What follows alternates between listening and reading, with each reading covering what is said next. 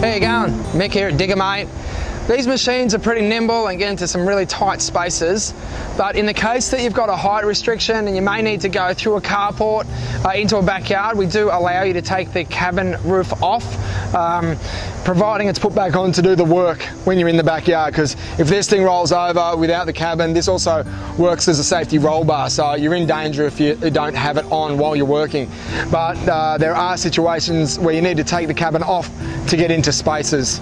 So to do that, all you need to do is undo 4 bolts. There's 2 bolts here at the front, so then you just unscrew these 2 bolts at the back and the cabin will lift straight up and off. Now you're going to have probably a ratchet or a spanner. Once you've undone the bolts, just position the ratchet or the spanner just in here to hold the seat up, sort of in that position there. That's going to be the best place for the seat to sit, so it's not in the way when you lift the cabin up and off the machine. This is definitely a 2-person job, okay, so just be real careful not to scratch the machine if you can help it. Under here are the electricals for the lights.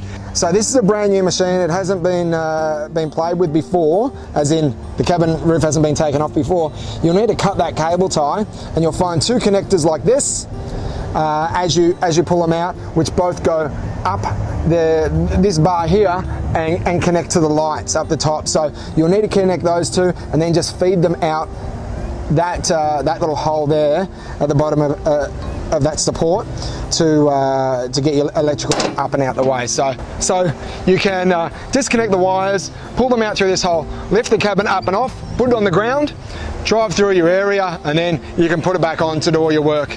And that's how you can get through the carports or any areas where you've got a height restriction.